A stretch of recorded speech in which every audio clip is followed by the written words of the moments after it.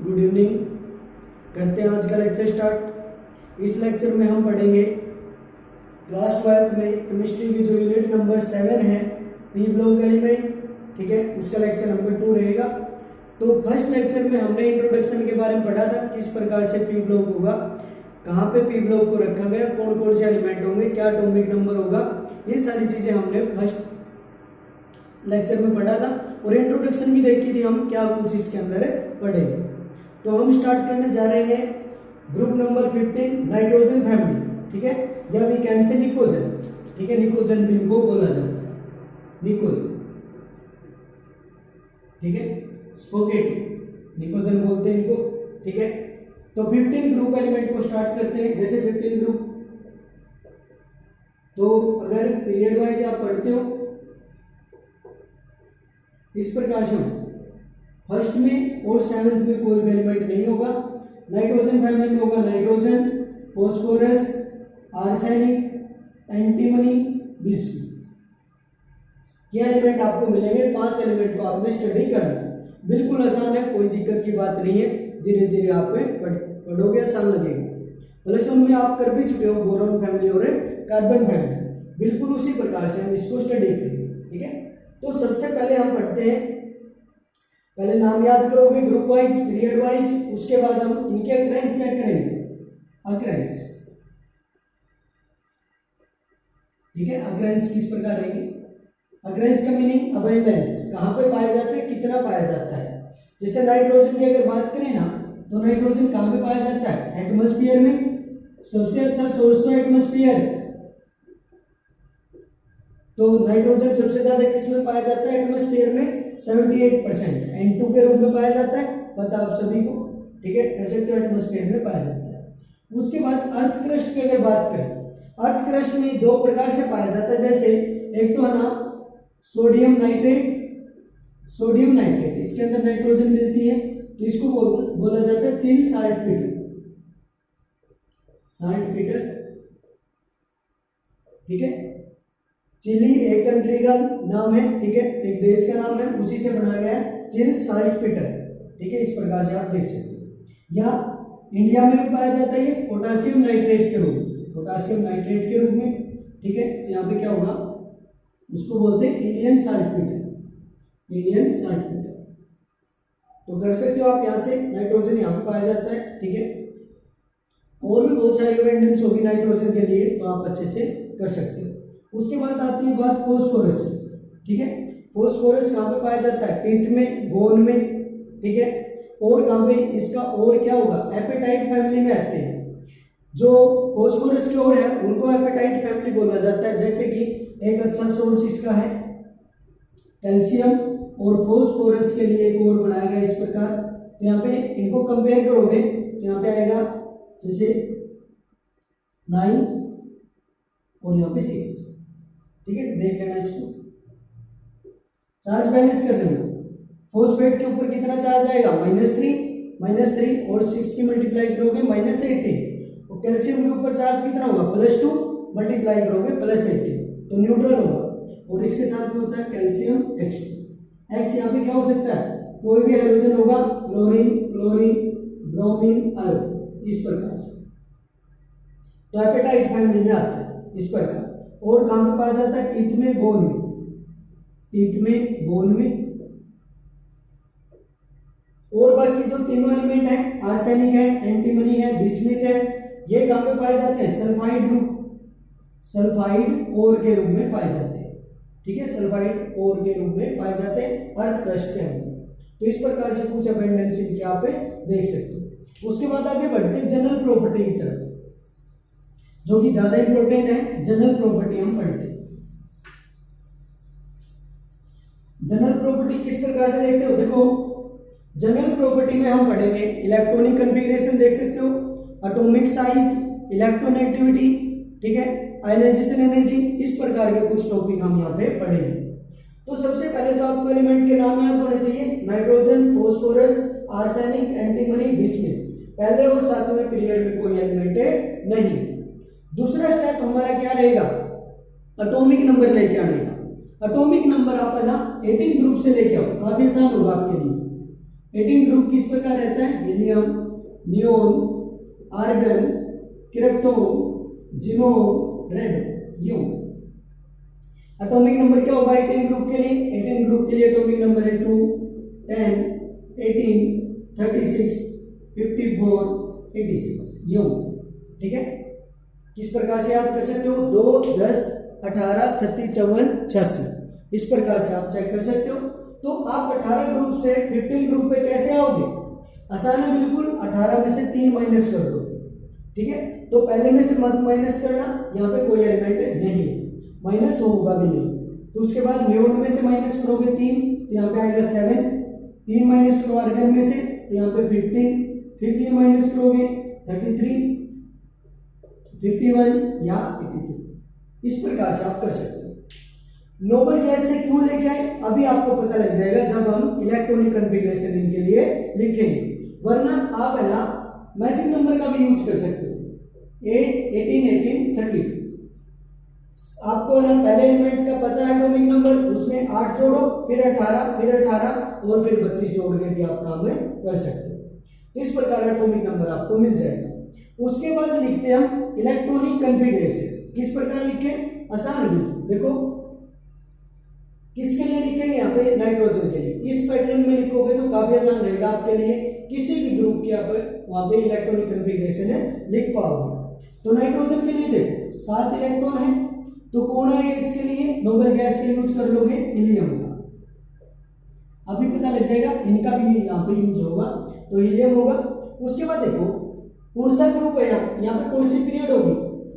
Second, तो ये principal point of number को शो करेगा, तो यहाँ पे मैं लिख दूंगा 2s 2p, 2s भी आएगा और 2p भी आएगा। तो देखो s में मैक्सिमम इलेक्ट्रॉन कितने आ सकते हैं? 2 इलेक्ट्रॉन यहाँ पे आ जाएंगे। p में कितने आएंगे? बचे हुए 2 और 2 4, 4 और 3 7, इस प्रकार से पैटर्न बन जाएगा।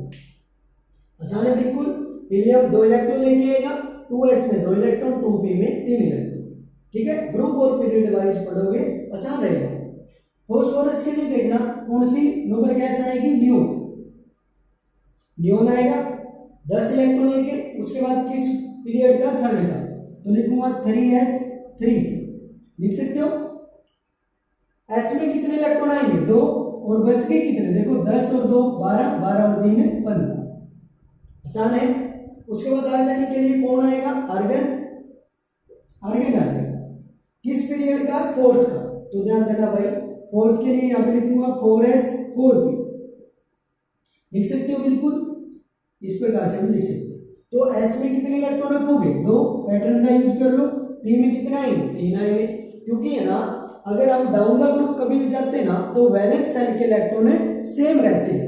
ठीक है, आगे चल के पढ़ेंगे हम इस प्रकार 4s2 4p3, बट लेफ्ट कर गया, कुछ कमी रहेगी क्या?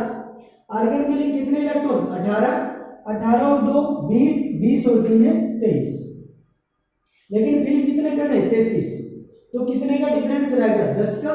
ठीक है, फिल करने गए थे 33, आए कितने? 23, तो बचे कितने? 10। तो 10 इलेक्ट्रॉन कहां पे फिल करोगे? देखो आउटर मोस्ट सेल तो फोर्थ आ गया, आउटर मोस्ट सेल तो कौन सा आ गया? फोर्थ, तो इससे पहले वाला कौन सा होगा? थर्ड होगा। ठीक है, और है ना देखो 10 इलेक्ट्रॉन किसके अंदर आएंगे?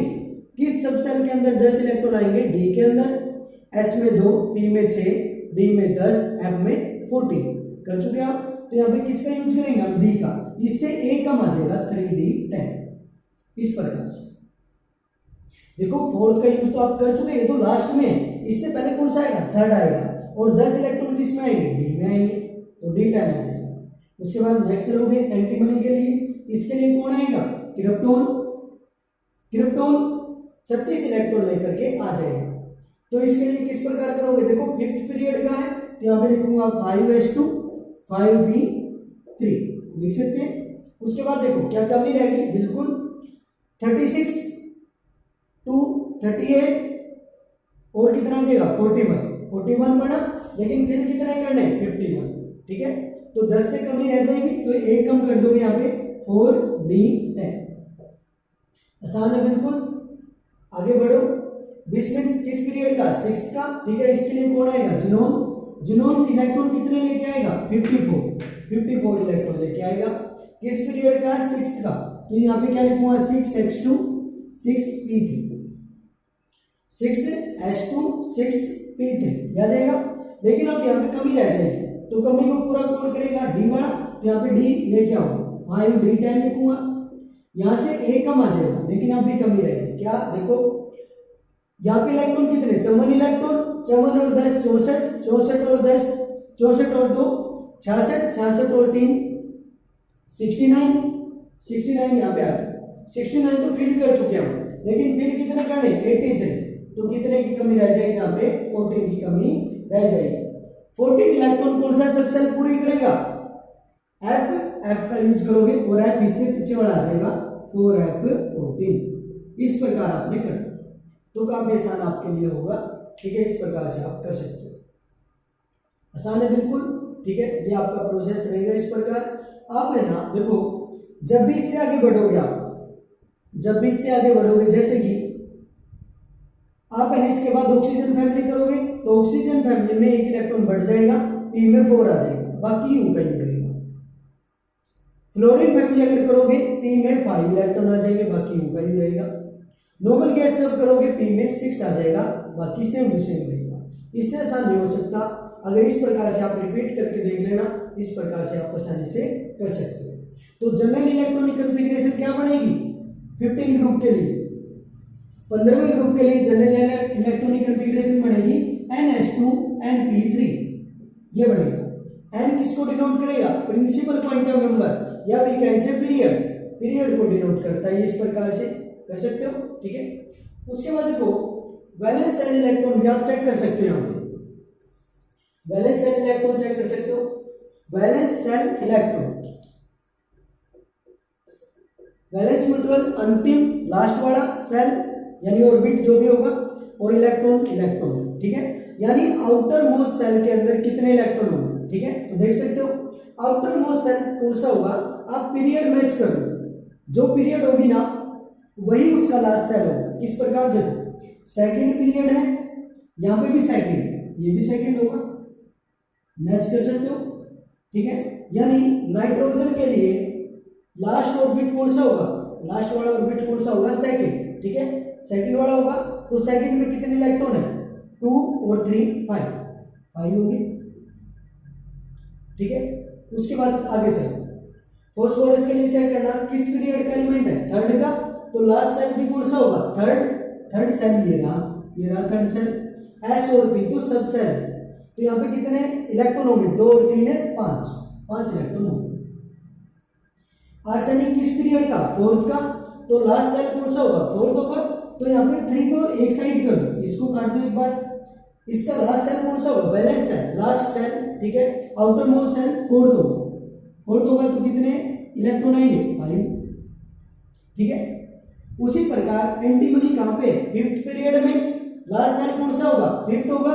4d को काटो, 5th होगा ही, तो कितने इलेक्ट्रॉन होगा? 5। बिस्मिथ किस पीरियड का? 6th पीरियड का। ठीक है, तो इसका लास्ट सेल भी कौन सा होगा? 6th होगा। तो यहाँ पे देख सकते हो 4f को एक साइड करो, 5 को एक साइड करो, मैच कर लो, 6 से 6 मैच कर लो। ठीक है, तो 2 सब सेल आए, 2 और 3 है 5, तो वैलेंस सेल इलेक्ट्रॉन कितने होंगे? 5 होंगे। यानी कहने का मीनिंग क्या है? किसी भी ग्रुप के अंदर अगर आप उठा के देखोगे तो उसके लिए वैलेंस सेल इलेक्ट्रॉन क्या रहेंगे? कांस्टेंट रहेंगे। तो 15वें ग्रुप के लिए वैलेंस सेल इलेक्ट्रॉन कितने होंगे? 5। वैलेंस सेल इलेक्ट्रॉन कितने होंगे? 5 होंगे। ठीक है, यानी एक ग्रुप के अंदर वैलेंस सेल इलेक्ट्रॉन सेम रहते हैं। यही तो कोज ऑफ पीरियोडिसिटी है, यही तो कोज ऑफ पीरियोडिसिटी है, क्योंकि वैलेंस सेल इलेक्ट्रॉन ही केमिकल बॉन्डिंग को कोज करते हैं, केमिकल बॉन्डिंग को क्रिएट करते हैं। तो इसीलिए सभी ग्रुप की नेचर क्या रहती है? एक जैसी रहती है। सभी एलिमेंट की नेचर एक जैसी रहती है। ठीक है, इस प्रकार से आप देख सकते हो। ठीक है, यह याद करने का तरीका क्या है? जैसे आप पी ब्लॉक के लिए क्या करोगे? अगर वैलेंस सेल इलेक्ट्रॉन चेक करने आपने, तो जितना ग्रुप नंबर होगा ना उसमें से 10 माइनस करो। ठीक है, पी ब्लॉक के लिए, पी ब्लॉक एलिमेंट के लिए, ठीक है, अगर आपको वैलेंस सेल इलेक्ट्रॉन काउंट करने हैं तो जितना ग्रुप नंबर है ना उसमें से 10 माइनस करो।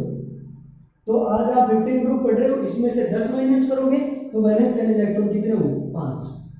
13वें ग्रुप में बोरोन फैमिली में वैलेंस शेल इलेक्ट्रॉन कितने हो गए? 3। कार्बन फैमिली में 4, हेलोजन फैमिली में 7। चेक कर सकते हो आप इस प्रकार। ठीक है, इतना ही करते हैं एक बार। ठीक है, आगे हम जनरल प्रॉपर्टी पढ़ेंगे। Okay, thank you.